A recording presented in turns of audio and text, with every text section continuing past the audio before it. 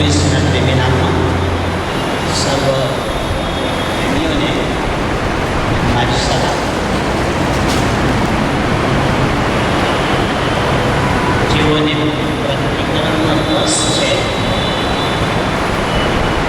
એની આગળ પ્રભુ પ્રકટીકરણના મર્મો ખુલ્લા કરે છે. યાદ રાખજો, જેને પ્રકટીકરણનો રસ છે એટલે કે જેને પ્રકટીકરણ સમજવાનું મન છે એની આગળ પ્રભુ એના મર્મને રહસ્ય ખુલ્લા કરે છે. પણ જેને રસ નથી એને હંમેશા પ્રકટીકરણમાં કંટાળો આવે છે. આ મારો અનુભવ છે. તમને કેવો અનુભવ છે ખબર નહીં, પણ આ મારો અનુભવ છે. જેને રસ નથી પડતો એને કંટાળો આવે છે, કારણ કે એને કંઈ ખબર પડતી નથી. પણ ધન્ય હોય પ્રભુના પવિત્રને પ્રેમી નામને કે આ જન્મ બેઠેલા તરીકે દરેક રસપૂર્વક આવે છે. અને હું ખાતરી આપું છું, પ્રભુ એના મર્મ અવશ્ય આપણી આગળ ખુલ્લા કરશે. મને પ્રભુ પર ભરોસો છે. એ જે કહેવા માગે છે મને એ જ હું તમને કહીશ. વધારાનું નહીં કહું. એ મને ના પાડશે, મારી બુદ્ધિ નહીં ચલાવો, મારું ગાતું નહીં વાપરું, કારણ કે કેવળ પ્રભુ જ આ વચન આપણી આગળ પ્રકાશ કરી શકે. મને લાગે છે કે આવું જો બીજું માઇક હોય અને માર્ટિનભાઈ એને વાંચવા માટે વાપરે તો બધા સાંભળી શકે એવું સૂચન હતું. કારણ કે એ વાંચે છે તો સંભળાતું નથી. એટલે જો તમારી પાસે આવું માઇક હોય તો આવતી વખત વ્યવસ્થા કરજો અને માર્ટિનભાઈ રાખે ને એક કલમ ત્યારે વાંચવાની થાય ત્યારે એમાં વાંચે. પણ આજે ચલાવી લે, કારણ કે આજે લાવ્યા નથી, બરાબર. અને હું વાંચીશ તો થોડો વધારે સમય જશે. અચ્છા, હવે પ્રભુના વચનમાં આપણે 12મા અધ્યાયમાં આવ્યા છીએ અને 12મા અધ્યાયની પહેલી 4 કલમ આપણે જોઈ ગયા. મને એવું લાગે છે હવે એ 4 કલમોમાં કોઈને ગૂંચ હોય તો વેપારી કહીને પહેલું કહી દઈએ, કારણ કે એ નહીં સમજાય તો 5મી પછી અઘરું કરશે. એ 4 ઉપર જ 5મી કલમ અને 6ઠ્ઠી કલમનું ગાળું ચાલે છે. બીજા શબ્દમાં બળદ જ ના હોય તો ગાળું આપણે ખેંચવું પડે અને થાકી જવાય, અને બળદ પહેલે ચાલવું પડે છે. અચ્છા, સાંભળો, હવે હું તમને કહી દઉં જે શીખ્યા તે. પહેલી કલમમાં જ આપણે શીખી ગયા એક સ્ત્રીની વાર્તા. આકાશમાં એક સ્ત્રી દેખાઈ. હકીકતમાં એ સ્ત્રી નથી, એ આપણે જોઈ ગયા. એ તો સ્ત્રીનું રૂપક છે, સ્ત્રીની ઉપમા છે. હકીકતમાં એ સ્ત્રી કોણ છે એના 3 પ્રકાર આપણે શીખી ગયા. 3 પ્રકાર. જો કદાચ તમે ભૂલી ગયા હોય તો હું કહું. કેટલાક એને યહૂદી મંડળી ગણે છે, જૂના કરારની મંડળી એ છે એમ માને છે એ સ્ત્રીના પ્રતિકમાં. અને કેમ માને છે તે પણ આપણે બાઇબલ આધારે જોઈ ગયેલા. કેટલાક માને છે કે એ જૂની ને નવી બંને મંડળી ઈસુમાં બની એટલે ઈસુ મંડળી છે. એટલે એ સ્ત્રીનું જે રૂપક છે એ ઈસુના પાયા ઉપર બંધાયેલી મંડળી. એ પછી યહૂદી હોય કે બિન યહૂદી હોય એ આપણે જોઈ ગયા.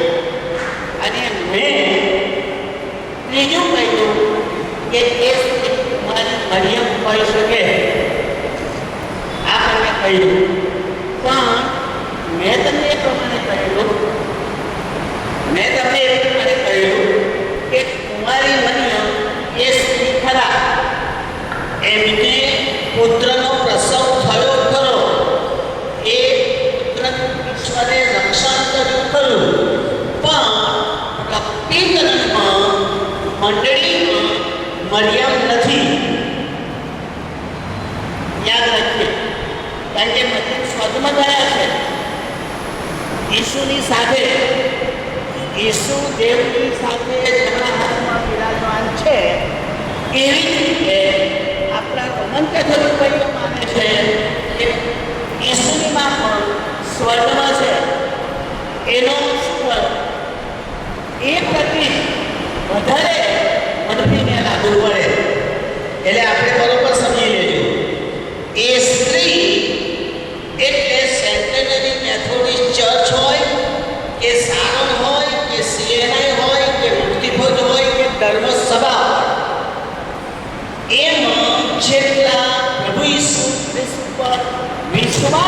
કહે છે એ સ્વર્ગીય સ્ત્રીમાં સામેલ કરાય. જો આને સમજો તો પ્રેક્ટિકલ નહીં મેળ થાય. હવે એ સ્ત્રીને પુત્રનો પ્રસવ થયો એમ લખેલું છે. હવે તમે તમારી જાતે કલ્પના કરો, અહીં બેઠેલી કોઈ પણ વ્યક્તિને જો ઈસુ પુત્ર ન હોય તો એને ખ્રિસ્તી કેવી રીતે કહેવાય? ઈસુ પુત્ર, ઈસુ દેવનો પુત્ર એ જો તમારો ના હોય, એ પુત્ર તમારો ના હોય, જો મારો ના હોય તો એ મંડળી કેવી રીતે કહેવાય? એટલે મંડળીને ઈસુ દેવનો પુત્ર હોવો જોઈએ. આ તો ક્લિયર છે. યાદ રાખજો, તમે કોઈ પણ મંડળીના સદસ્ય હોય પણ જો ઈસુ તમારો નથી તો મંડળી તમારી નહીં થાય. એ અહીં જગત ઉપર જ રહી જશે. સ્ત્રીનો ભાગ નહીં મળે. સ્ત્રીનો ભાગ ક્યારે મળે છે કે એને પુત્ર જન્મ્યો છે, પીડા ઉપડી છે અને પ્રસવ થવાનો છે. જે મંડળી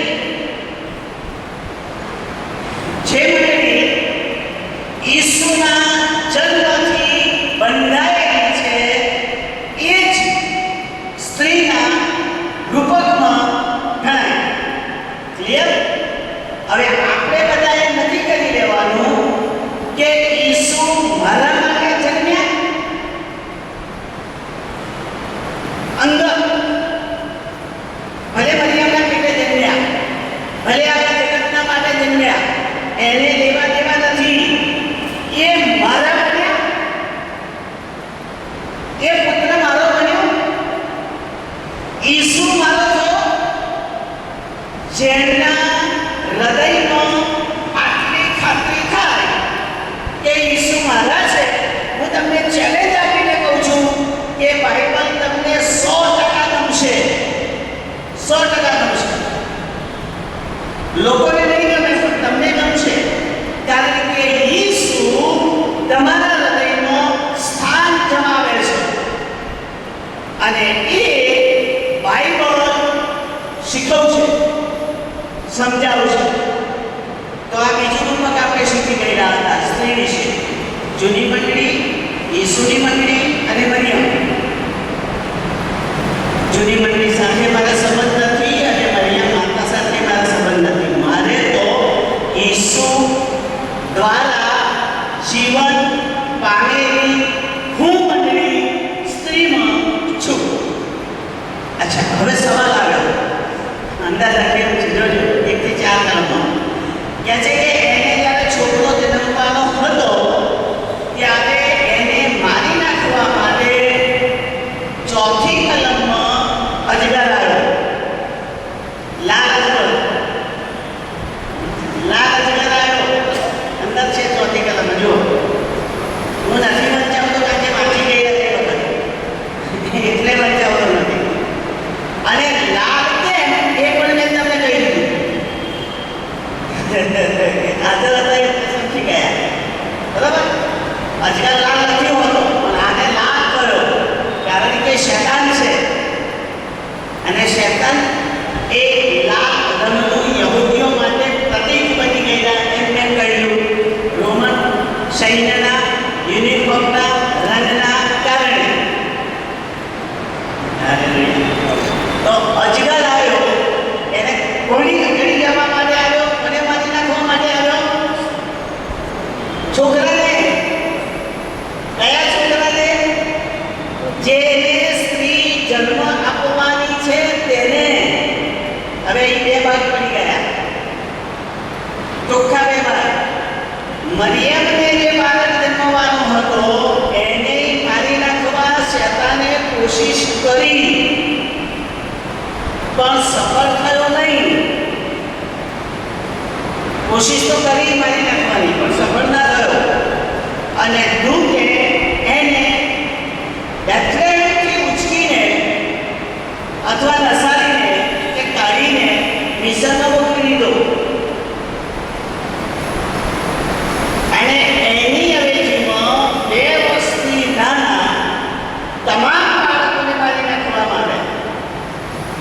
યરૂશલેમ અને બેથલેહેમની સીમોમાં રહેનારા બાળકોને પણ ના છોડ્યા. 2 વર્ષથી બાઇબલમાં લખ્યું છે 2 વર્ષથી નાની ઉંમરના બધા બાળકોને મારી નાખવામાં આવ્યા. તો એ 2 વર્ષ શબ્દ જે વાપર્યો એ ઈસુની ઉંમર 2 વર્ષથી મોટી હોઈ શકે નહીં એવી ગણતરી હેરોદ રાજાએ કરી હોવી જોઈએ. કારણ કે ઈસુને મારવાના હતા એને એના મગજમાં ગણતરી હશે કે આ સમયે તારો દેખાયો એટલે ઈસુ આ સમયે જન્મ્યા તો 2 વર્ષથી નાના હોય અને એટલા માટે મારી નાખવામાં આવે. તો શૈતાને હેરોદ દ્વારા ઈસુને મારી નાખવાની કોશિશ કરી એ લાલચ કરે બાળકને મારી નાખવાની કોશિશ કરી કહેવાય. આ બની ગયેલો પ્રસંગ. હવે તમે જુઓ પ્રકટીકરણમાં હવે એ ઈસુ સ્વર્ગમાં બાપના જમણા હાથે બેઠા છે, પણ મંડળીમાં હજુય એ ઈસુ એના વિશ્વાસીઓના હૃદયમાં છે. ઈસુ ક્યાં છે? પણ એ જ ઈસુ વિશ્વાસી લોકોના હૃદયમાં અત્યારે હાજર છે. અને જે એ ઈસુને બહાર લાવવાની કોશિશ કરે છે એ મંડળીની સતામણી થયા વગર રહેતી જ નથી. જોજો તમે, જે મંડળીએ ઈસુને જગત આગળ રજૂ કર્યા એમની કાં તો મશ્કરી થઈ, કાં તો માર પડ્યો, કાં તો સતામણી થઈ. આ પહેલી સદીથી ચાલતું આવ્યું છે. અને જો તમારે શીખવું હોય તો તમારા હૃદયના પડેલા ઈસુને તમે કોઈ અન્ય ધર્મી આગળ કહેવા કોશિશ તો કરજો કે ભાઈ હું ઈસુ માનું છું, ઈસુ આ માનતા તને આમ કહી તો જોજો. બહુ ઓછા તમારા વખાણ કરનારા પડશે, બાકી હસનારા જ બનશે. કારણ કે જગત લાલ અજગરનું છે અને એને ઈસુ ફેલાય, ઈસુ જન્મે એ ગમતું નથી. એટલે એને મારી નાખવાની કોશિશ કરે છે, દબાવી દેવાની કોશિશ કરે છે. અને એ જે દબાવી દેવાની કોશિશ એને ખ્રિસ્તી મંડળીના ઇતિહાસમાં સતાવણી શબ્દ વાપર્યો છે. મંડળીની સતાવણી આ શબ્દ વાપર્યો છે. પણ પ્રકટીકરણમાં એને ખાઈ જવાને લાલ કરે કોશિશ કરી.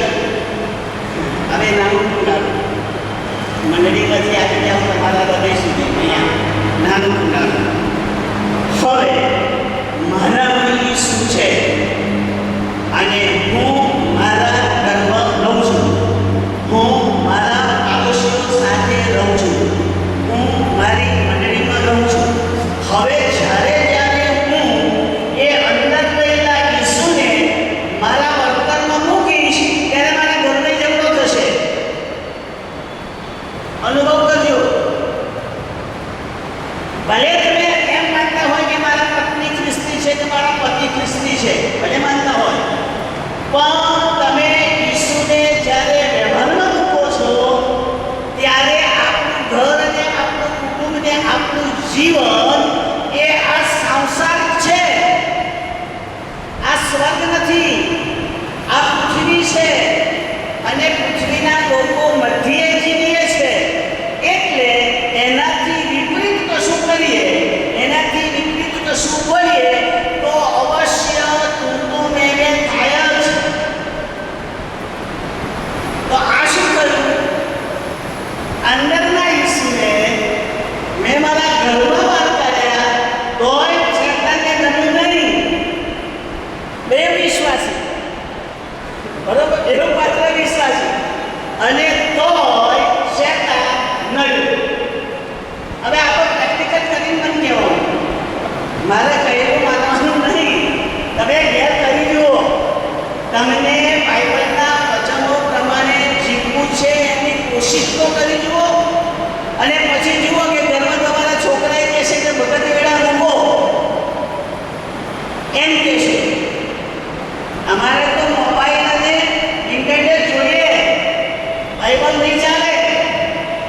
કહી દેશે ચોખ્ખું, કારણ કે શેતાનને ગમતું નથી કે આપણે ઈસુને જન્મ આપીએ. એ અત્યારે ચાલે છે અને ઈસુ આવતા સુધી ચાલવાનું છે. આના કરતાં મોટા પ્રશ્નો ઊભા થવાના છે. એટલે 3 ભાગ પડી ગયા. એક વાસ્તવિક ઈસુનો, બીજો મંડળી અને ઈસુના જન્મનો, અને ત્રીજો આપણો અને નિર્માણ. આ ત્રણેય જગ્યાએ શેતાન નડે છે. હવે તમે કહેશો કે સાહેબ તમે તમારી વાતો કરો છો પણ દાખલો બાઇબલમાં આપો, કારણ કે બાઇબલ વગર હતું. તો હવે તમે જો ઈસુ એક વ્યક્તિ આપણા જેવા શરીરધારી પુરામાન યુસુફ અને મરિયમના જન્મ મોટા થયા. સાંભળજો બરાબર. હવે ઈસુએ પોતાનું જીવન પરમેશ્વર તરફ રાખીને જીવવાનું નક્કી કર્યું કે મારા બાપના જ મારે કામ કરવાના, બીજા કોઈના નહીં. તો એના ઘરના માણસો એને સાથ આપતા નહોતા. બધા એના સહકાર નથી રહ્યા. બધા કહે છે કે શું તું આ કરે છે. બીજી બાબત, લગ્નમાં જવાનું થયું, હજુ એમણે કામ શરૂ નથી કર્યું, પણ કંકોત્રી મળી એટલે ગયા. લગ્નમાં ગયા ત્યારે ઈસુ અને એનું આખું કુટુંબ હતું સગાવાલા સાથે. હવે જ્યારે ત્યાં એમના દ્રાક્ષવાળાનું અગત્યનું પીણું દ્રાક્ષરસ ફૂટ્યો ત્યારે ત્યાં ખટખટ આવે છે. જુઓ તમે, ત્યાં ખટખટ ક્યાં આવે છે? ઈસુને મરિયમે કહ્યું કે છે બેટા આ દ્રાક્ષરસ ફૂટી ગયો. ઈસુ કહે છે ભાઈ તારે તમારે શું સમજે શું? મરિયમનો કહેવાનો અર્થ એ છે કે તમે દેવ છો, દેવના દીકરા છો. કે મને ખબર છે કે મારા પેટમાં જે દર્દ રહ્યો એ કોનો હતો, મને બરોબર ખબર છે. દેવ જન્મ્યા છે મારા પેટે, એમને ખબર હતી. એટલે એમણે તો દેવના ભરોસે કહ્યું કે ભાઈ કશું કર. પણ ઈસુ કહે છે કે ભાઈ તારે શું, જેના ત્યાં લગ્ન છે તે કરે, આપણે તો મહેમાન. એ નથી બાઇબલમાં વધારાનું બોલું છું. આપણે તો મહેમાન, એ તો વધારાનું બોલું છું. ઈસુએ આ શબ્દ કેમ વાપર્યો? સામાન્ય રીતે માં દીકરાને કશું કહે તો એ સારો દીકરો હોય તો સાંભળે અને જી એમ કે કામ કરીશ. તો ઈસુ સારો દીકરો નહોતા. તે કહી દીધું કે તારું મારે શું, અને તે પણ કહ્યું કે માઈ કહ્યું માના કહ્યું. તો ઈસુને ખબર નહોતી કે મને માં છે. અહીં શેતાન છે. તમે જુઓ, અહીં શેતાન છે. કારણ કે શેતાન ઈસુ તેવું કામ કરવાનું શરૂઆત ના કરે એના માટે વિઘ્ન નાખી રહ્યો છે. એટલે ભલે ઈસુએ કહ્યું કે તારે મારે શું, પણ ઈસુએ માના કહેવા પ્રમાણે કર્યું. ભલે આમ કહ્યું, પણ એને ખબર પડી ગઈ કે જો હું કામ નહીં કરું તો દેવના કામની શરૂઆત નહીં થાય. અને એટલા માટે દેવના કામની શરૂઆત કરવા માટે તેમણે જીવનનો પહેલો ચમત્કાર કર્યો. હવે સવાલ જુઓ તમે, સવાલ. મરિયમને 100% ખાતરી હતી કે આ દેવનો અંશ છે. એટલે તેમણે નોકરોને કહ્યું કે એવું કરો. જો બીજું કશું બોલતા નથી. એ કે એવું કરો, હક નહીં, દેવને આધીન થાઓ. એ દેવનો અંશ છે એ કેમ કરો. અને એણે જે પ્રમાણે કહ્યું એ પ્રમાણે કર્યું તો લગ્ન પ્રસંગની ઉણપ દૂર થઈ. હવે મારો કહેવાનો અર્થ સમજો. ઈસુના જીવનમાં પણ કૌટુંબિક પ્રસંગમાં અડચણો નડી કે નહીં? નડી કે ના નડી? અડચણો આવી કે નહીં? અહીં જોવા જેવું છે. તો ખ્રિસ્તી કુટુંબોમાં અડચણો આવે કે નહીં? મુશ્કેલી આવે કે નહીં? ઘણા બધા એવું માને છે કે ઈસુનું ભજન કરે તો મુશ્કેલી ના આવે, તકલીફ જ ના પડે, માનું જ ના પડે, બધા રસ્તા પાછળ થઈ જાય.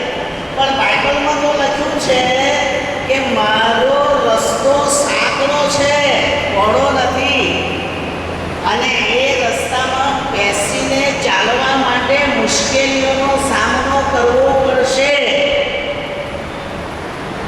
એટલે ઈસુના દેવના કાર્યની શરૂઆત સાંસારિક અડચણથી શરૂ થઈ અને આપણા ખ્રિસ્તી જીવનની શરૂઆત આપણા સાંસારિક વિઘ્નોમાંથી જ થાય છે. એમાં આપણે ટકી રહેવાનું, એમાં આપણે વિજય મેળવવાનો, એમાં આપણે પ્રભુની સાથે ટકી રહીને મજબૂત બનવાનું છે. જ્યારે ઘરમાં આવો લાલ અજગર દેખાશે, પત્નીના રૂપમાં દેખાય, પતિના રૂપમાં દેખાય, છોકરાના રૂપમાં, છોકરીના રૂપમાં દેખાય, પછી ખબર પડે કે અજગર હતો. શરૂઆત તો લાગે માનવ છે, પણ પછી ખબર પડી જાય કે આ તો દેવનો વિરોધી ઘરમાં આવ્યો. વાલાભાઈ કહ્યું લાલ અજગરને સમજવા માટે કોઈ જીવ કે જંતુ લેશો નહીં, કેવળ શેતાન ધ્યાનમાં રાખજો, તો જ તકનીકરણ સમજાશે. નહીં તો તમે ચિત્રમાં ગયા તો ગોથા ખાધા. કારણ કે બાઇબલને ચિત્ર સાથે લેવા દેવા નથી. તો આ 4 કલમો મેં તમને રિપીટ કરી બતાવી. હા, હવે ભૂલશો નહીં. આવતા વખતે એને રિપીટ નહીં કરવું. મારી ગાડી આગળ ચાલશે. ચાલો હવે 5 મિનિટ.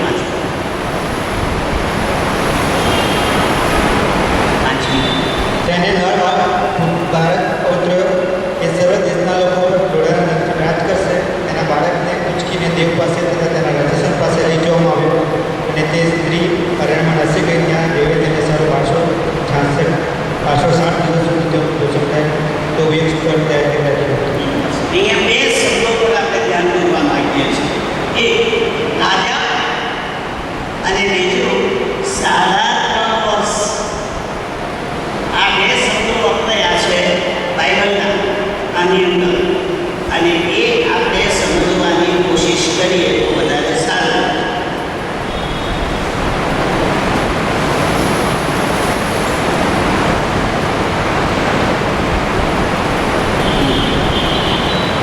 હું લખીને આવ્યો છું તે પ્રમાણે તમે ખ્યાલ આવે. ગીતશાસ્ત્ર 3 અધ્યાય, ગીતશાસ્ત્ર 3 અધ્યાય અને 6, 7, 8, 9, 6 થી 9. ગીતશાસ્ત્ર 2, 6 થી 9. જેને બનાવી માર્ટીમાં છે. પરંતુ મારા પવિત્ર પર્વત સિયોન પર મેં મારા રાજાને પ્રતિષ્ઠિત કર્યો છે. હું તો તે ફરાવ જાહેર કરીશ. યહોવાએ મને કહ્યું કે તું મારો પુત્ર છે, આજ મેં તને જન્મ આપ્યો છે. તું મારી પાસે માગ કે હું વારસા તરીકે દેશોને તથા પૃથ્વીની 4 દેશોને વતન આપીશ. તું લોડાના નથી તેઓને પૂરી પાડશે, તું તેઓ ઉભાના પાસે ભેટ કરીશ. સાંભળો, આ કોણ બોલે છે? દાઉદ. સાંભળજો, દાઉદના સમયમાં ઈસુ જન્મ્યા નથી. ઈસુના પૂર્વજમાં દાઉદ આવે. દાઉદ પછી 5મી પેઢીએ ઈસુ જન્મે, એટલે કે બીજા 4 પૂર્વજો વચમાં પસાર થઈ ગયા. પણ દાઉદ પવિત્ર આત્માના દર્શનમાં ઈસુનું ચિત્ર આપણી આગળથી રજૂ કરે છે, જે ઈસુમાં પૂરું થવાનું હતું. કયું થવાનું હતું? તો આપણે પ્રકટીકરણના 5મા અધ્યાયમાં જે લખવામાં આવ્યું છે એ રાજા બનશે અને લોખંડના દંડથી રાજ કરશે, એવું લખ્યું છે. લોખંડના મજબૂત રાજ કરશે. ઈસુ રાજ કરશે. એટલે દાઉદ રાજાએ આ ઈસુ વિશે લખવામાં આવ્યું અથવા કહેવામાં આવ્યું. શું કહ્યું દાઉદ રાજાએ? તો ફરી બોલી દો.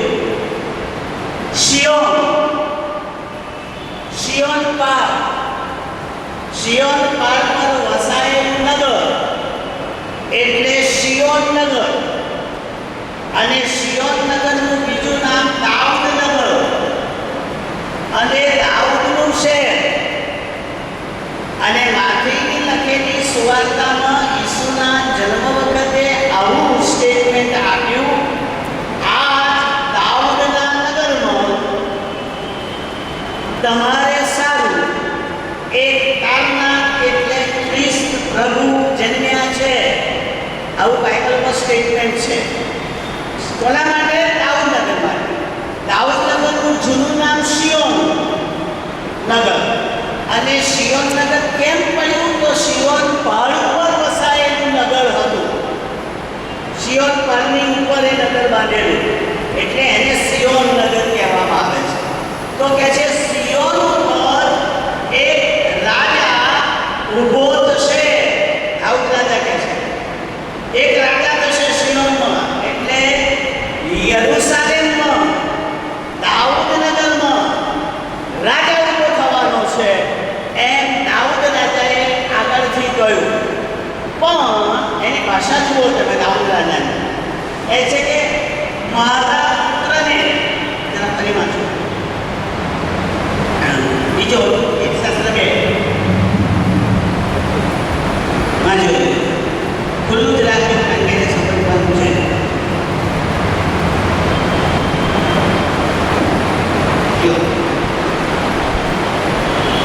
પરંતુ મારા પવિત્ર પર્વત સિયોન પર મેં મારા રાજાને પ્રતિષ્ઠિત કર્યો છે.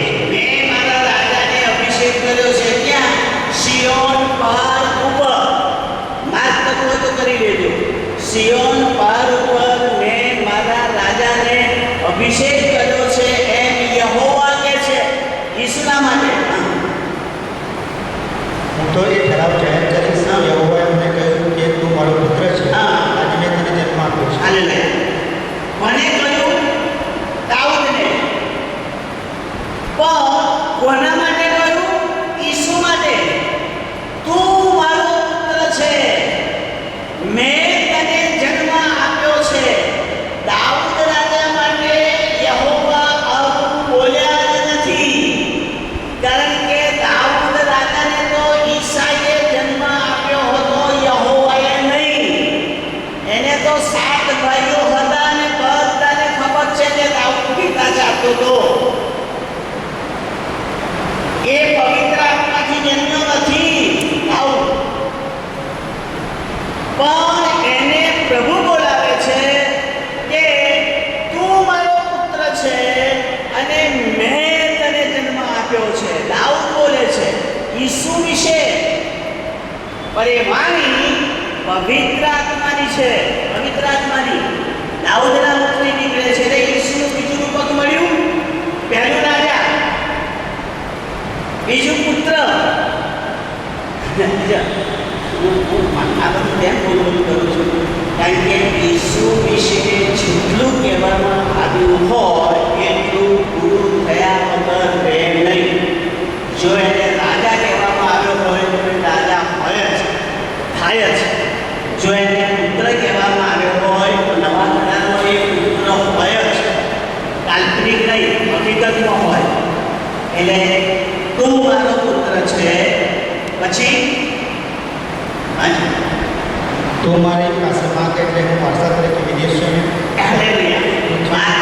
વારસા તરીકે વિદેશીઓને. જો દાઉદના વારસામાં કોઈ વિદેશી નથી, બધા યહૂદી જ છે. પણ ઈસુના વારસામાં આ ઘરમાં બેઠેલા બધા વિદેશી છે. મારી સાથે બધા વિદેશી છે. અહીંયા ઇઝરાયેલમાં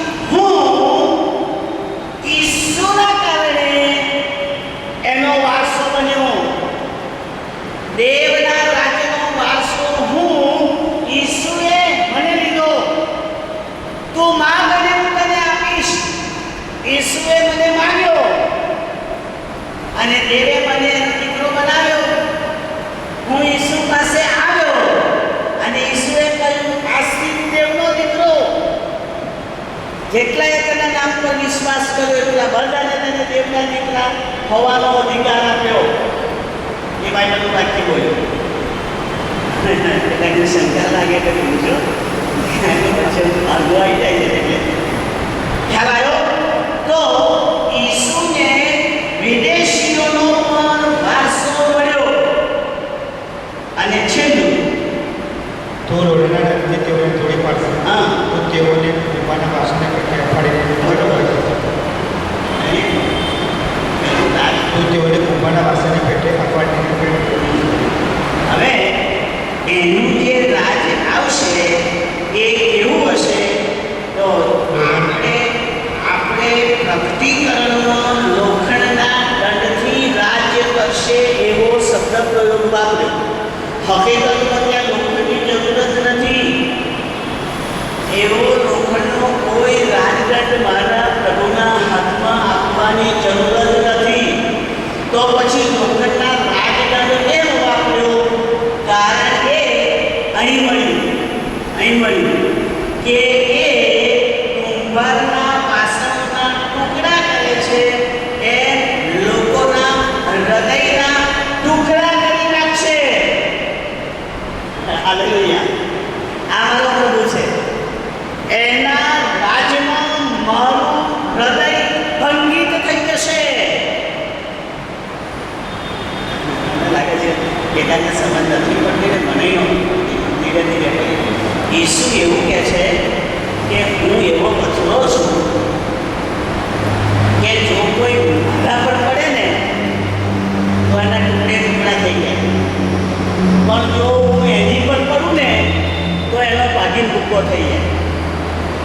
મારી પર પડે તો ટુકડા થઈ જાય, હું પડું તો ભૂક્કો થઈ જાય.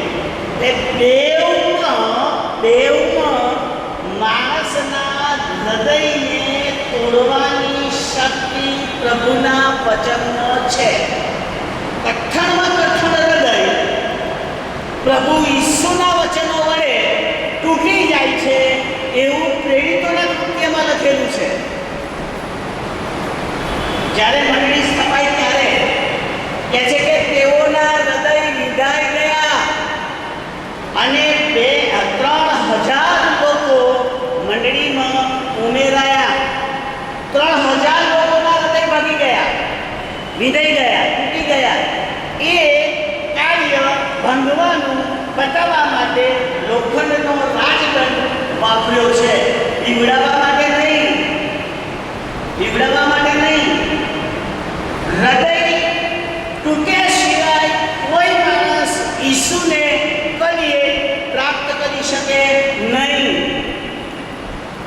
કોઈ પણ વ્યક્તિ જો ઈસુને મેળવવો હોય તો તમારે તમારા હૃદયને ભાંગવું જ પડે. કઠણ હૃદયને નમ્ર અને પોચું બનાવવું જ પડે. એ કામ ઈસુ કરે છે. એટલે આ લોખંડનો રાજદંડ શબ્દ વાપર્યો છે. ખ્યાલ આવ્યો? હું બોલું છું તે સારું. માથીની લખેલી સુવાર્તા 4થો અધ્યાય 8 અને 9. માથી 4, 8 અને 9.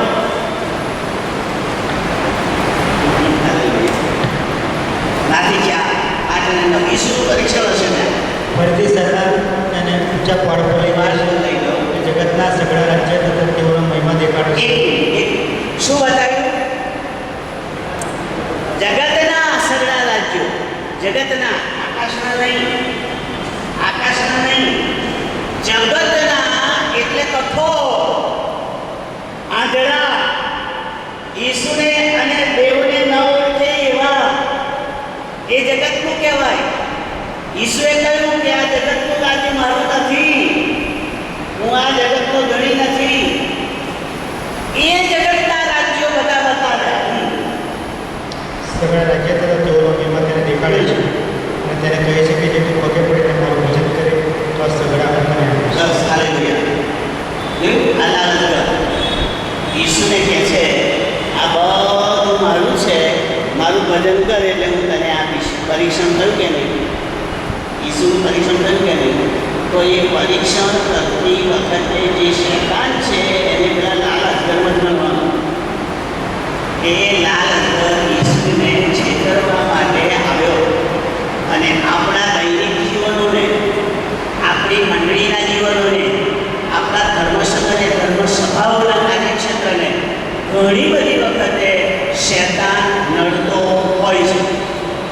જોજો તમને તાત્કાલિક ખબર નહીં પડે, પણ ઘણી બધી વખતે એ નડતો હોય છે.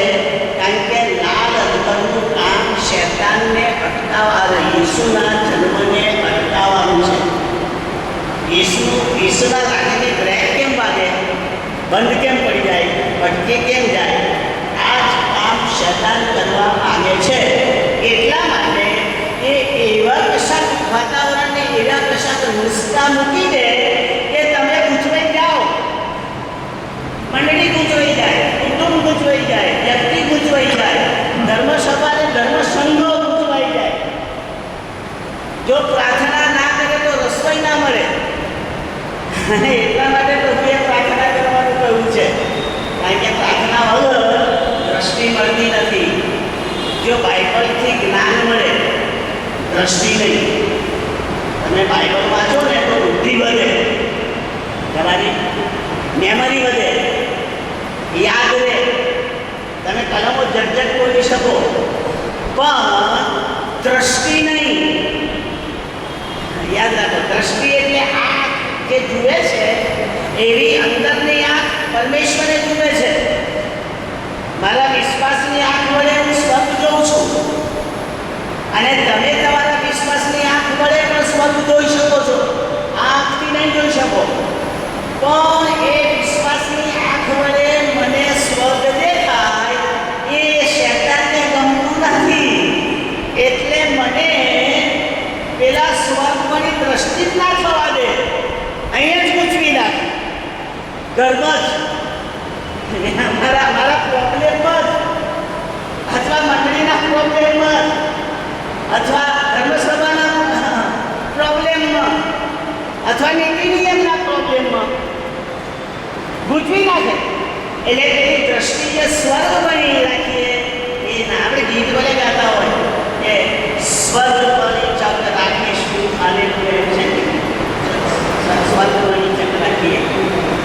એટલે ઈચ્છા છે કે હું સ્વર્ગ તરફ નજર રાખીને જીવું, પણ સાચું બોલજો, સવારથી તે અત્યાર સુધી તમે સ્વર્ગ તરફ પહેલાં જોયું. આજની વાત કરો, ચાલો મહેનત જોયું, અત્યારે શીખવાનું કેવું ચાલુ આની વાત કારણ કે હું તમારા કરતા ઉતરતો છું ને. અત્યારે જોયું કે સ્વર્ગ તરફ દ્રષ્ટિ થાય છે. બાકી ઉઠ્યો ત્યાંથી અત્યાર સુધી બધું જગતનું જ વિચારતો હતો, કંઈ જવું શું કરું. યાદ રાખીએ, જે વ્યક્તિની નજર સ્વર્ગ તરફ છે એ વ્યક્તિ અંતે એટલે મરણના પછી આશીર્વાદિત બનવાની છે. કારણ કે મારી નજર મારા સ્વર્ગને જોઈને ચાલે છે. આ ઠોકર ખવડાવે, પણ પેલી આ સ્વર્ગ તરફ કદી નહીં ઠોકર ખવડાવે. એ હમણાં આવશે, હમણાં આવવાનું છે. હું જે બોલું છું કામ બાદ બોલું છું, હું જે બોલી રહ્યો છું એ હમણાં 6ઠ્ઠી ને 7મી કલમમાં આવશે. આકાશમાં લડાઈ થાય છે. આ નજરની જ આ નજરની લડાઈ આપણી આંખમાં દૈનિક આંખમાં પણ લડાઈ કરીએ છીએ. તમે જોયું, અમુકના તરફ આપણે પ્રેમની દ્રષ્ટિથી જોઈએ, અમુકના તરફ ગુસ્સાની દ્રષ્ટિથી જોઈએ, અને અમુક તરફ તો એવું જોઈએ કે પેલો છડી મળે, ગભરાઈ જાય. એક જ વ્યક્તિ એકના તરફ પ્રેમભરી દ્રષ્ટિ જોઈએ, એકના તરફ ગુસ્સાવાળી જોઈએ, એક તો એવી જોઈએ કે પેલો પરસો થઈ જાય બની મન. આની આંખ તો ઝેર છે. ખ્યાલ આવે છે? નજરમાં તમારા હૃદયના ભાવો સામી વ્યક્તિ જોઈ શકે છે. સ્વર્ગમાં આ યુદ્ધ ચાલી રહ્યું છે, એ આવશે હમણાં. હવે હું મારું કેવું છે ત્યાં જગતના કામના શેતાન આપી શકે. આ યાદ રાખજો, કારણ કે મને આ કરો, મને સારી નોકરી મળે. હું પ્રાર્થના કરું મારો ભાઈઓ કહી, પણ મારા પ્રાર્થના કરવાથી જો કોઈને સારી નોકરી મળતી હોય તો જેની વેચે મેં પ્રાર્થના કરીને એને હજુ નોકરી નથી મળી એનું શું? હજુય નથી મળી એનું શું? તો મારી પ્રાર્થનાના કારણે એને નોકરી મળતી હોય તો બધાને પ્રાર્થના દ્વારા નોકરીના મળતો હોય. ખ્યાલ આવે શું કહું છું તે? તો પ્રાર્થના જે છે એ નોકરી મેળવવા માટેનું સાધન નથી. પ્રાર્થના છે એ શરીરને સાજા કરવા માટેનું સાધન નથી. પ્રાર્થના છે એ પ્રોબ્લેમ દૂર કરવા માટેનું સાધન નથી. ત્યારે પ્રાર્થના છે શું? પ્રાર્થના એ છે કે જ્યારે તમે મુશ્કેલીમાં આવો ત્યારે પ્રભુને જણાવો, જેથી પ્રભુ તમારી મદદ કરે. તમારી પ્રાર્થના નહીં. નો પાવર. પ્રાર્થનામાં તમે ગમે તે માંગો એટલે તમારા માગ્યા પ્રમાણે પ્રભુ કરશે એની કોઈ ગેરંટી નહીં. થાય તો પ્રેઝ ધ લોર્ડ, બાકી ગેરંટી નહીં. પણ પ્રભુ તમારી મદદ કરશે એ ગેરંટી વાળું છે.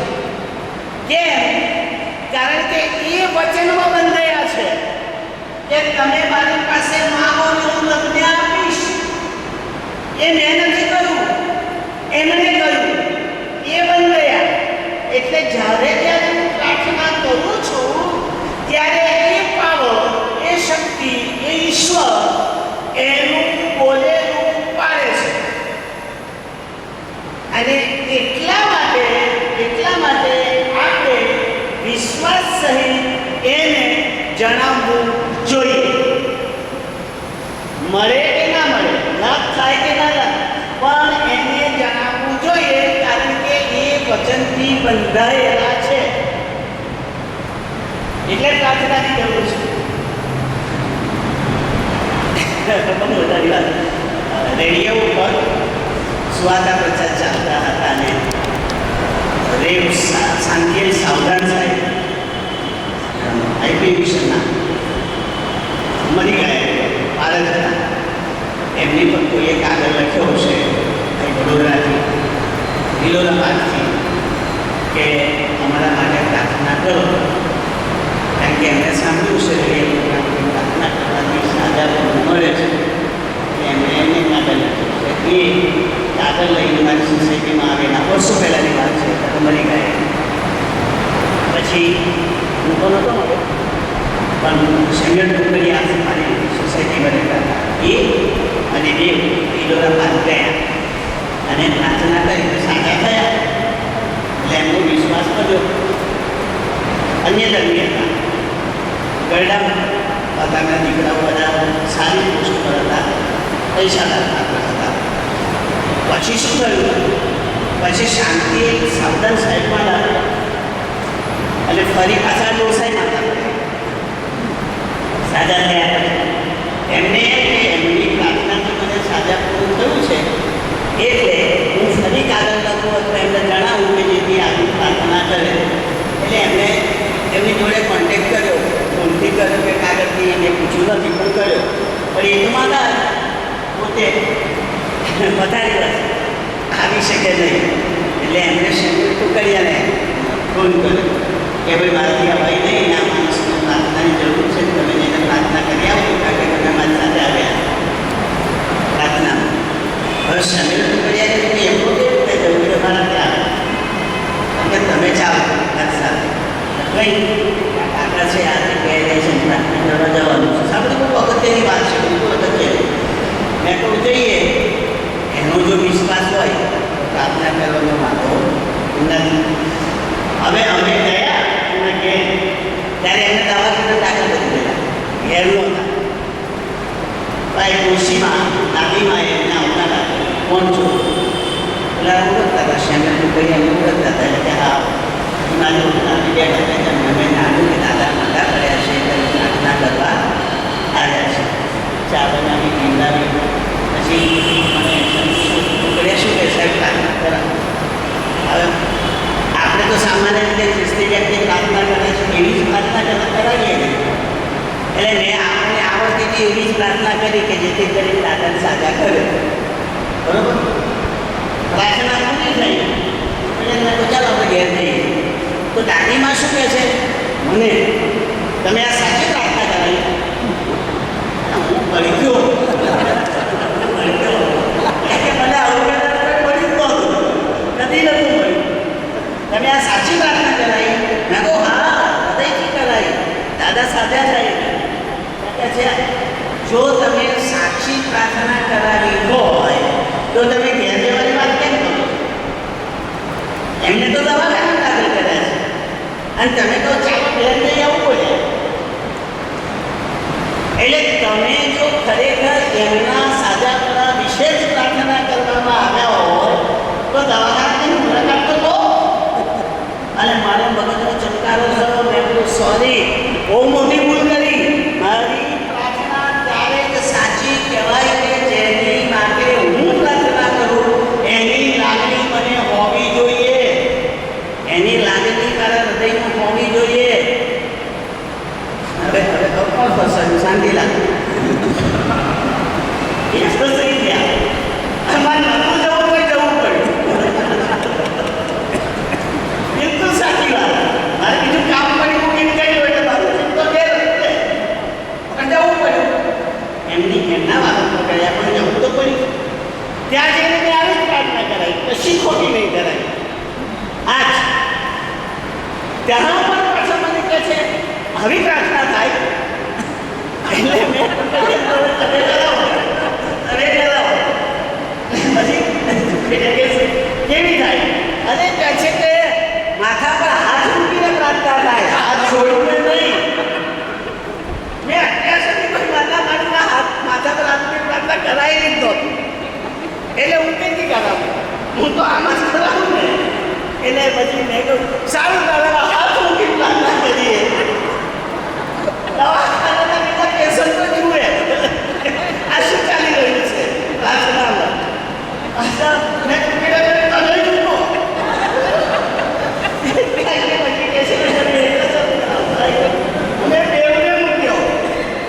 અને પ્રાર્થના કરીને આમે એમ કહ્યું. એટલે પછી હવે અમે જઈએ પ્રાર્થના પૂરી થઈ તો હા અમે બોલ્યા ને અરે કહે છે કે હજુ અધૂરી રહી. પાછો મેં તો કેમ? કે ખાટલાની જે પેલું તેલ મૂકેલું છે તો વાપર્યું નહીં. પાછી બાટલી લીધી, તેલ ઢાળ્યું, માથા પર મૂક્યું, દેવને હાથ મૂક્યો, પ્રાર્થના કરી. ત્યારે દાદી માં કહે છે હવે પ્રાર્થના સાચી. એ ખ્રિસ્તી નહોતા, એ ખ્રિસ્તી નહોતા. તો શાંતિ સાધન સાહેબ મને 100% ખાતરી છે કે તેલ છોડતા હશે, માથા પર હાથ મૂકતા હશે અને પ્રાર્થના કરતા હશે. એ મને ચોક્કસ ખાતરી છે. નહીં તો એમને આવી બાઇબલની મેથડ કઈથી આવડે? કારણ કે બાઇબલની મેથડ છે. બાઇબલની મેથડ છે કે જો તમારામાં કોઈ વાંધો હોય તો મંડળીના આગેવાનોને કે એના ઘેર જાય, માથા પર તેલ છોડે અને એના માથા પર હાથ મૂકીને પ્રાર્થના કરે એટલે દેવ માતા માણસને ઊભો કરશે. આ બાઇબલનું વાક્ય બોલ્યો. આમાંનું કશું મેં નહોતું કર્યું. મંડળીનો સભ્ય હોય બરાબર. અન્ય ધર્મી મિત્રો એમના વિશ્વાસની પ્રાર્થના કરવા માગે છે પણ તમારા હૃદયમાં એના પ્રત્યે સહાનુભૂતિ કે લાગણી હોવી જરૂરી છે. બાકી મોંથી બોલી જવું એ પ્રભુ માન્ય કરતા નથી. એ જાણે છે પણ માન્ય નથી કરતા કે આ મને છેતરી રહ્યો છે, ચીજ બરોબર નથી, ના બોલવા માટે બોલે છે, એનું મન નથી, પ્રાર્થના કરવા માટે કરે છે, એવું નથી. એટલે જેના માટે તમે પ્રાર્થના કરો એના માટે તમારા હૃદયમાં ભીની લાગણી હોવી જરૂરી છે. અંતઃકરણનો પારખનાર ઈશ્વર છે. અંતઃકરણનો પારખ એટલે પ્રાર્થનામાં જીવ હોવો જોઈએ, અંતઃકરણ હોવું જોઈએ. લાગે છે એક જ જન્મ આવશે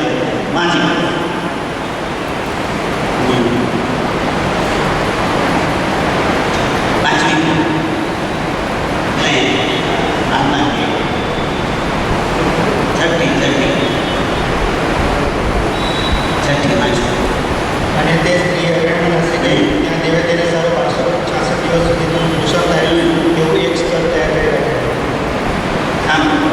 હવે બાઇબલમાં 560 દિવસ 3.5 વર્ષ આ શબ્દ પ્રયોગ નવા કરારનો છે અને જૂના કરારનો છે.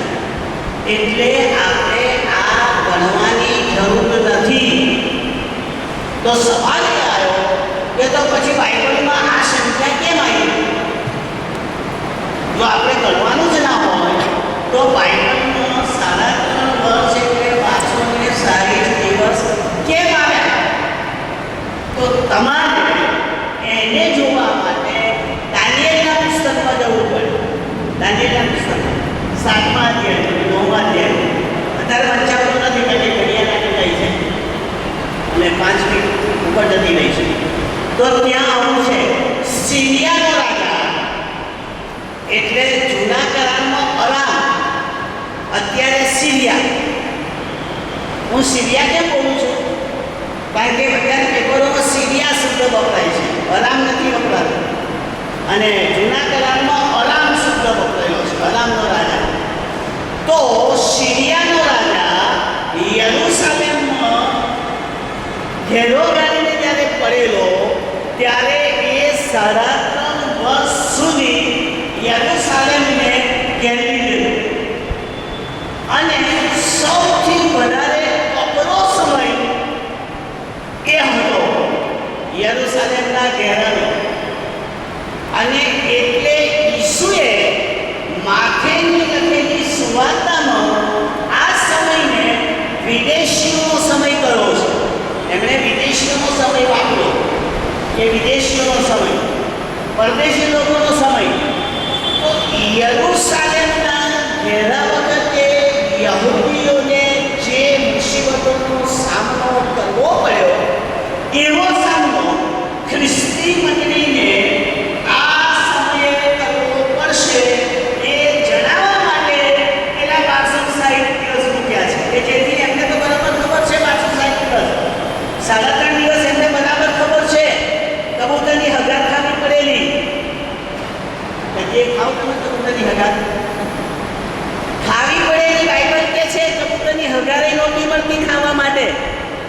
અને સગા દીકરાને કાપીને ખાધેલો.